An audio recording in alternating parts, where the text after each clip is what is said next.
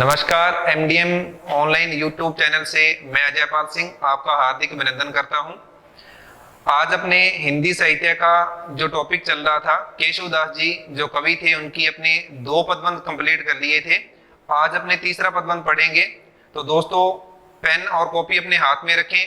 जहां भी आपको लगे कि वीडियो समझ में नहीं आ रहा तो पॉज करके दोबारा से प्ले करके वीडियो को सुनिए और ध्यान से अपनी कॉपी में जो भी व्याख्या होगी, प्रसंग होगा, उसको नोट कीजिए। तो चलिए अपना टॉपिक प्रारंभ करने जा रहे हैं। तो आज जो अपने पढ़ना है, आज का अपना टॉपिक है श्री राम वंदना। तो जैसा कि अपने केशवदास जी के बारे में पहले पढ़ चुके हैं, हमने उनका परिचय प्राप्त किया था। तो उन्होंने जो पहली रचना थी सरस्वती वंदना थी, उसके बाद हमने गणेश वंदना पढ़ा था। आज जो है वो श्री राम वंदना अपने उनको पढ़ेंगे।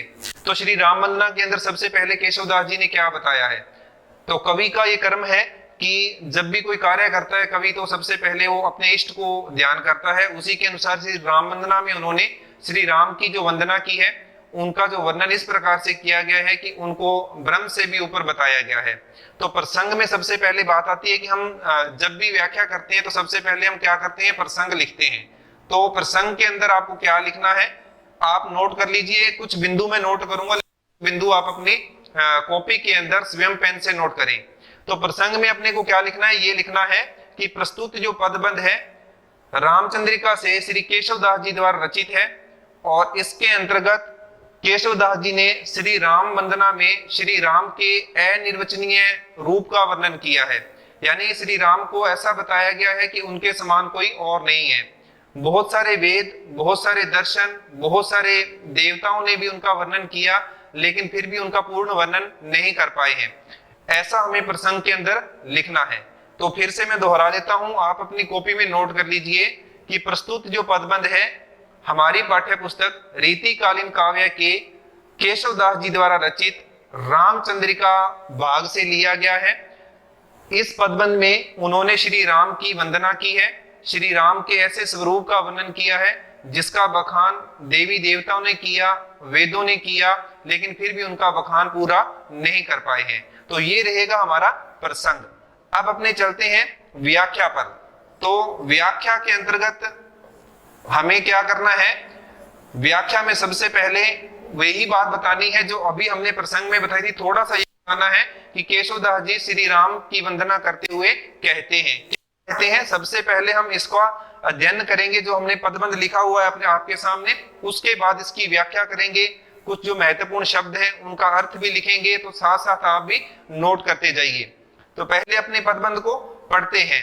पदबंध क्या है, पूर्ण पुराण अरु पुरुष पुराण परिपूर्ण, बतावे न बतावे और उक्ति को, दर्शन जिन्हें दर्शन समझे न, नेति नेति कहे वेद छाड़ी आन युक्ति को, जानी यह केशवदास अनुदिन राम राम, रटत रहत न डरत पुनरुक्ति को, रूप देही अणिमाही, गुण देही गरिमाही, भक्ति देही महिमाही, नाम देही मुक्ति को। तो ये जो पदबंध है इसके अंदर जैसा कि हमने अभी पढ़ा है उससे हमें पता चल रहा है कि श्री राम के बारे में बताया गया है। और श्री राम के बारे में क्या बताया गया है, पहली जो पंक्ति है वो क्या कह रही है। तो व्याख्या में हम क्या लिखेंगे, केशवदास जी श्री राम के बारे में बताते हुए कहते हैं पूर्ण पुराण। पूर्ण का मतलब होता है सभी, पूर्ण का मतलब क्या है, सभी, सभी प्रकार के जो पुराण है। अरु, अरु का मतलब होता है और, अरु का मतलब क्या है और। पुरुष पुराण, पुरुष पुराण का मतलब होता है आपत। आपत का मतलब क्या होगा अभी आपको मैं बताता हूं। आपत पुरुष, सभी प्रकार के पुराण और सभी प्रकार के जो आपत पुराण है। परिपूर्ण, परिपूर्ण का मतलब यहां हमें लेना है किससे, ब्रह्म से लेना है। किससे लेना है, ब्रह्म से लेना है। तो अभी हम इसकी व्याख्या दोबारा से कर रहे हैं पंक्ति की। क्या लिखोगे, केशवदास जी श्री राम की वंदना करते हुए कह रहे हैं कि सभी प्रकार के पुराण और पुरुष, पुरुष का मतलब है आपत पुराण। आपत का मतलब होता है कि जितने भी प्रसिद्ध देवी देवता हुए हैं या जितने भी विद्वान हुए हैं, उन सबने भी श्री राम को क्या बताया है, परिपूर्ण। यानी परिपूर्ण मतलब ब्रह्म के समान बताया है। यानी कि ब्रह्म के समान या ब्रह्म से ऊपर उन्होंने श्री राम को कहा है। पहली लाइन की जो व्याख्या आपको ऐसे लिखनी है। दूसरी में क्या है, बतावे न बतावे और उक्ति को, यानी कि जो सभी प्रकार के पुराण थे और सभी प्रकार के जो आपत पुराण थे वो श्री राम को परिपूर्ण यानी ब्रह्म के समान बताते हुए कहते हैं बतावे न बतावे और उक्ति को। वो केवल और केवल, इसका मतलब क्या है, केवल और केवल, केवल और केवल, वो केवल और केवल श्री राम के बारे में ही बता रहे हैं, बतावे न बतावे और उक्ति को, और किसी उक्ति को, और किसी उक्ति यानी हम कह सकते हैं इसका मतलब और किसी बात को वो नहीं बता रहे हैं।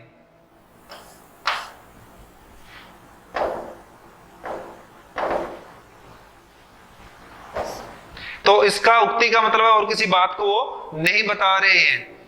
इसके बाद नेक्स्ट जो है उसमें क्या है, दर्शन देत जिन्हें दर्शन समझे न, यानी कि इसका मतलब ये है दर्शन देत जिन्हें दर्शन समझे न का मतलब ये है कि दर्शन, पहले दर्शन का अर्थ हमें किससे लेना है, पहले दर्शन का अर्थ हमें लेना है वेदों से, सांख्य से, वेदांत, उनसे लेना है। तो दर्शन देत जिन्हें दर्शन समझे न, और इस दर्शन का अर्थ है दर्शन शास्त्र से, दर्शन शास्त्र से। तो पहले मैं आपको अर्थ बता रहा हूं शब्दों के, उसके बाद हम पंक्ति की व्याख्या लिखेंगे। दर्शन देत जिन्हें दर्शन समझे न, कहने का मतलब जितने भी वेद, जितने भी सांख्या वेदांत हैं, उनको श्री राम ने अपने बारे में लिखने के लिए कहा और दर्शन समझे ने, लेकिन उनका वर्णन वो नहीं कर पाए क्योंकि दर्शन शास्त्र खुद भी उनको समझ नहीं पाया। कहने का अर्थात हम ये लिखेंगे कि श्री राम का वर्णन वेदों ने, सांख्यों ने, वेदांत ने और दर्शन शास्त्र तक ने कर लिया, लेकिन फिर भी उसको पूरी तरह से समझ नहीं पाए। कहने का मतलब कि वो समझ से परे हैं, उनके बारे में वर्णन नहीं किया जा सकता है। इसके बाद है नेति नेति कहें वेद छांडी आन युक्ति को। नेति नेति का मतलब है न इति, वैसे तो सामान्य अर्थ क्या है इसका, न इति, इति का मतलब होता है समाप्ति, इसका मतलब क्या होता है, समाप्ति। तो क्या बताया गया है कि नेति नेति कहें वेद छांडी आन युक्ति को। तो आगे वो कह रहे हैं कि जो ऊपर हमने पढ़ा कि वेद थे, संख्या थे, वेदांत थे या दर्शन शास्त्र थे, वो न इति कह नहीं होगी समाप्ति वेद छाड़ी आन युक्ति को। तो जो वेद थे ये सब थे, इन्होंने युक्ति को यानी उपायों को छोड़ दिया, उन्होंने उपाय करना ही छोड़ दिया कि श्री राम का वर्णन तो इतना ज्यादा हम नहीं कर पाएंगे, तो नेति नेति कहकर कि इनकी समाप्ति नहीं हो सकती, इनका वर्णन अनंत है, बहुत ज्यादा है। तो ऐसा कहते हुए उन्होंने उपाय करने ही छोड़ दिए। इसके बाद देखिए आगे क्या है, जानी यह केशवदास अनुदिन राम राम। यहां पर केशवदास यानी केशवदास जो कि इनके क्या है, रचयिता है, श्री राम वंदना रामचंद्रिका से लिया गया है, उनके रचयिता हैं आचार्य कवि केशवदास, तो उनके लिए शब्द आया केशवदास। तो क्या कहते हैं, जानी यह केशवदास अनुदिन राम राम। तो यहाँ शब्दों का अर्थ अपने पहले लेते हैं। जानी मतलब जान कर, जानी का मतलब क्या है, जान कर। यह केशवदास का मतलब केशवदास से ही लेना है, केशवदास। अनुदिन, अनुदिन मतलब प्रतिदिन, अनुदिन का मतलब क्या है, प्रतिदिन, प्रतिदिन राम राम। तो अब सुनिए दोबारा से व्याख्या, मैंने शब्दों के अर्थ आपको बताए। जानी यह केशवदास अनुदिन राम राम।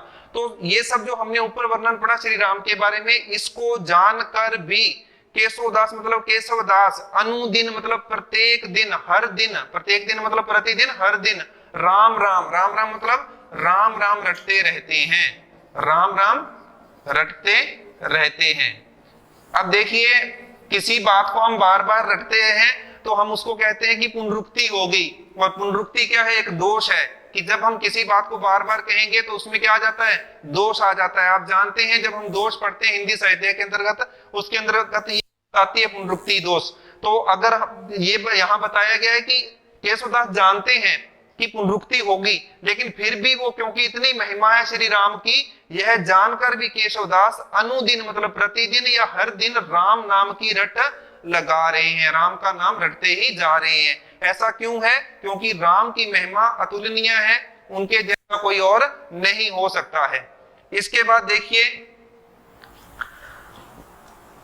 रटत रहत न डरत पुनरुक्ति को। तो जो बात अभी मैंने बताई, रटत रहत न डरत पुनरुक्ति को, तो वही बात आ गई कि वो रटते रहते हैं। रटत रहत मतलब केशवदास रटते रहते हैं, न डरत नहीं डरते, डरत मतलब डरते, नहीं डरते पुनरुक्ति को, पुनरुक्ति दोष से भी वो नहीं डरते हैं। यानी पुनरुक्ति होगी, बार बार होगा ऐसा, उससे भी वो नहीं डरते हैं। इस बात को यहाँ पर ये बहुत ज्यादा बल दिया गया कि केशवदास श्री राम की वंदना कर रहे हैं और श्री राम की महिमा ऐसी महिमा है, अतुलनीय है कि वो पुनरुक्ति करने से भी नहीं डरते हैं, जो कि एक काव्य दोष है, पुनरुक्ति नहीं होनी चाहिए, उस दोष से भी वो नहीं डरते हैं।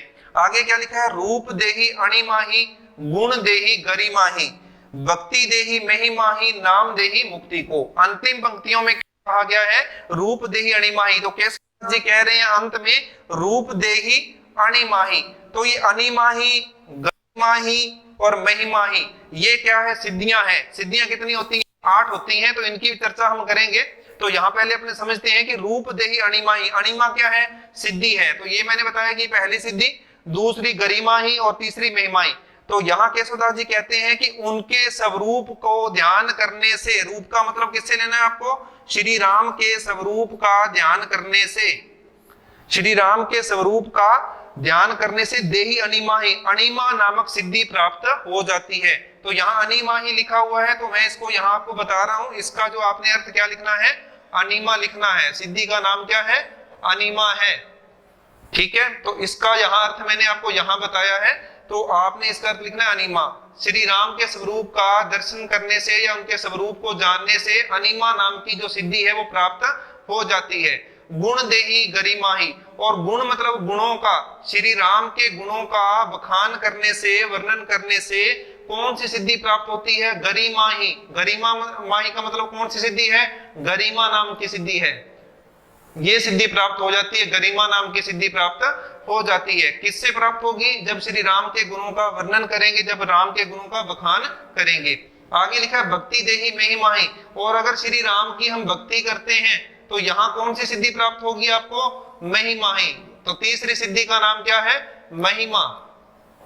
महिमाही मतलब महिमा।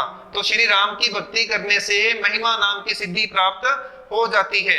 और नाम देही मुक्ति को, और यदि उनका नाम स्मरण कर लिया जाए तो क्या मिल जाती है, मुक्ति। मुक्ति का मतलब होता है मोक्ष। तो इसीलिए केशवदास जी भी क्या कर रहे थे, राम नाम रट रहे थे, वो अपनी मुक्ति के लिए ऐसा प्रयास कर रहे थे। तो श्री राम का नाम लेने से मुक्ति जो है, मोक्ष जो है वो प्राप्त हो जाता है। तो यहाँ पर केशवदास जी ने अंत में सिद्धियों के द्वारा, जो 3 सिद्धियों का नाम है उनके द्वारा बताया है कि हमें श्री राम का नाम है वो स्मरण करना चाहिए, जिससे हम किसको प्राप्त कर सके, मोक्ष को प्राप्त कर सके। तो अब अपने अंत में कुछ जो सिद्धियां आई हैं उनके बारे में जानते हैं, ये सिद्धियां प्राप्त कैसे होती हैं। व्याख्या अपनी कंप्लीट हो गई है, आप विशेष के अंदर बात लिख सकते हो जो मैं अभी आपको बता रहा हूं, क्योंकि हमने व्याख्या के बाद कौन सा पॉइंट लिखना है, विशेष लिखना होता है। विशेष का मतलब है कि आपने जो व्याख्या की है उसके अंतर्गत या इस पदबंध के अंतर्गत हमें विशेष क्या देखने को मिला है।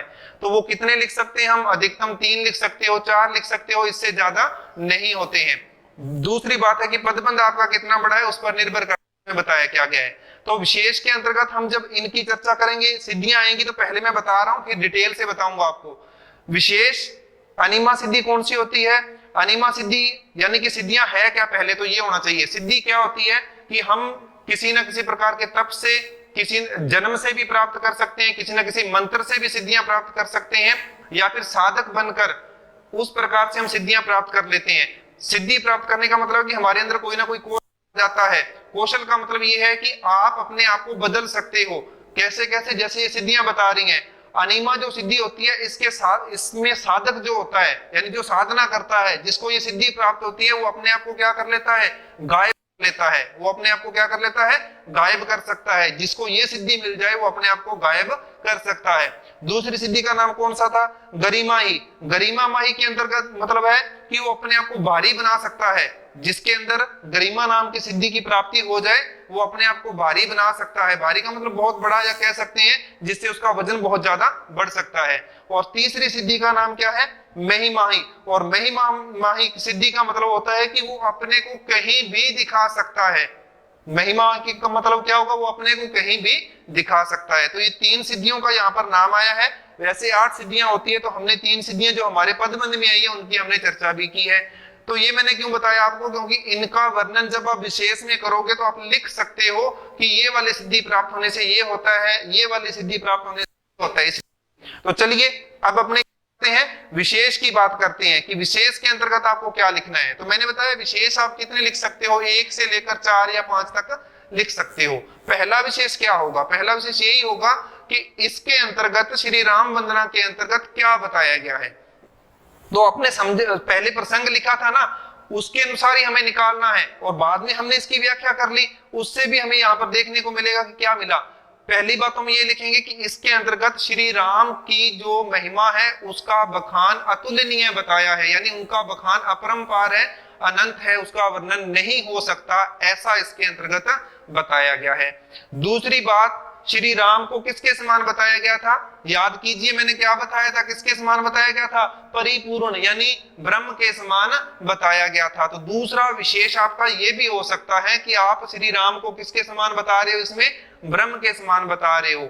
तीसरी बात इसके अंतर्गत हम क्या कह सकते हैं कि जैसे हमने लिखा था, यहां पर महत्वपूर्ण बात थी कि वेद थे, सांख्य थे, दर्शन शास्त्र थे, उन्होंने भी श्री राम का वर्णन किया, लेकिन फिर भी वो उनका पूर्ण वर्णन नहीं कर पाए। तो इसको भी लिख सकते हो कि श्री राम का जो वर्णन था, वेदों ने, सांख्य ने, दर्शन शास्त्र ने, उन्होंने भी किया, लेकिन उनका वर्णन पूर्ण नहीं हो सका, ऐसा भी इसमें बताया है। उसके बाद क्या आएगा? उसके बाद आएगी बात सिद्धियों की। सिद्धियों की बात में क्या लिखा हुआ है कि इसके अंतर्गत 3 सिद्धियों का वर्णन किया गया है। कौन कौन सी सिद्धियां? अनिमा, गरिमा और महिमा, ये 3 सिद्धियों का वर्णन किया गया है, जिसके अंतर्गत मैंने पहले बताया कि इन सिद्धियों को प्राप्त करने से क्या हो सकता है, वो चीज भी आप बता सकते हो। और अंत में क्या लिखोगे? कवि ने अपनी मोक्ष के लिए श्री राम का नाम रटते हुए पुनरुक्ति दोष को महत्व नहीं दिया है। तो कवि अपनी क्या चाहता है? मुक्ति चाहता है। चौथा जो विशेष है वो आपका ये हो जाएगा। तो इस प्रकार से लिखोगे।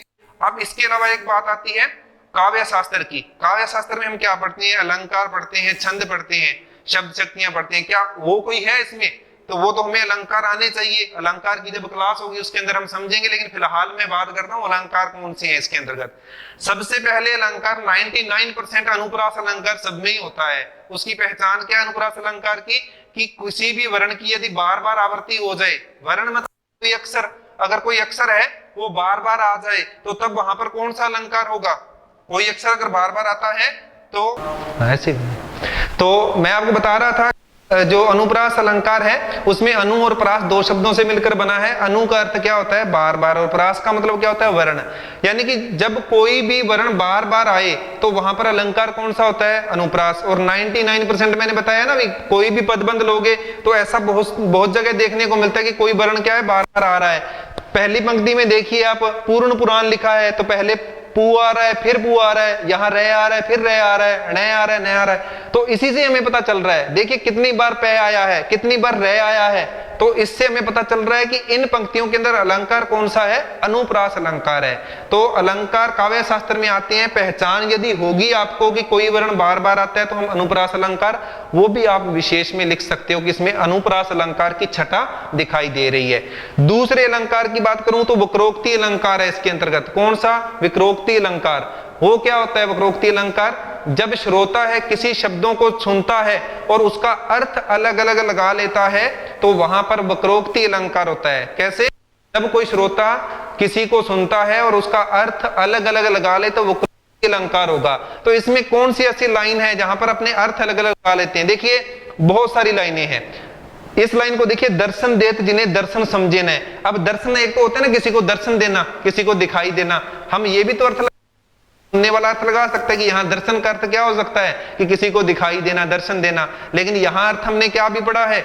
हमने अर्थ इसका पढ़ा है वेद, सांख्य, और इसका क्या पढ़ा है? दर्शन शास्त्र। तो 2 लग रहे या नहीं लग रहे? तो एक तो वक्रोक्ति है कि हम अर्थ लगा रहे हैं अपने आप, और एक कौन सा हो सकता है कि एक ही शब्द यदि बार बार आए और उसका अर्थ क्या हो? भिन्न हो, तो तब कौन सा होता है? यमक अलंकार होता है। एक ही शब्द बार बार आए और हर बार उसका अर्थ भिन्न हो तो यमक अलंकार भी है यहाँ पर। तो आप ये कह सकते हो कि इसके अंदर अनुप्रास अलंकार भी था, इसके अंदर वक्रोक्ति अलंकार भी था, और इसके अंदर यमक अलंकार भी था।